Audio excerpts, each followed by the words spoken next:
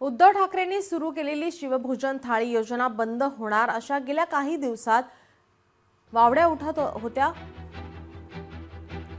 नेमकं तेच खातं आता छगन भुजबळ यांच्याकडे आहे, त्यामुळे याबाबतचा प्रश्न छगन भुजबळांनाच विचारणं हे ओघानं आलंच। तसं ते लोकशाही मराठीने थेटच विचारलं। त्यावर आता शिवभोजन थाळी कधीही बंद होणार नाही अशी स्पष्टोक्ती छगन भुजबळ यांनी केली आहे। तर अवकाळी पावसामुळे झालेल्या नुकसानीचे पंचनामे करण्याचे आदेश दिल्याचंही भुजबळ यांनी सांगितलं आहे। लोकशाही मराठीने भुजबळांना अनेक विषयांवर बोलतं केलं, तेव्हा विशेष मुलाखतीत ते कधी थेट, कधी संयत, कधी आक्रमक तर कधी मिश्किलपणे व्यक्त झाले।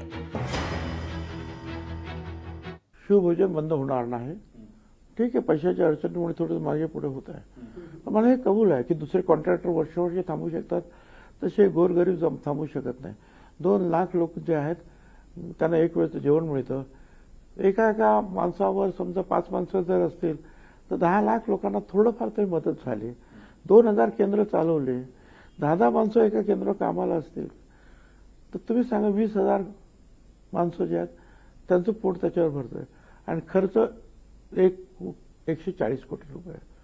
तर मी त्या दिवशी सांगितलं की असं करू नका, आणि ते त्यांनी मग ठरवलं की नाही आपण चालू ठेवू, त्यामुळे ते चालू राहील। हे जेव्हा अवकाळी पाऊस असेल, दुष्काळ असेल, त्यावेळेला भारत सरकार कशी मदत करतोय, राज्य सरकारने कशी मदत करायची याची एक ठोकताळे बांधलेले आहेत, नियम बांधलेले, फक्त त्याप्रमाणे जायचं असतं। आणि मी तो प्रश्न तिथे देऊच सांगितलं की आपण पाहिलं की अख्ख्या महाराष्ट्रामध्ये पावसाचा धुमाकूळ आहे। कांद्याचे ज्या राशीच्या असे वाहून गेलेले आहेत, पण पाहिलं तुम्हीच लोकांनी दाखवलं। आपली अडचण नसेल काही अर्थ खात्याची, पण आज या शेतकऱ्याला उभं करणं आपलं काम आहे।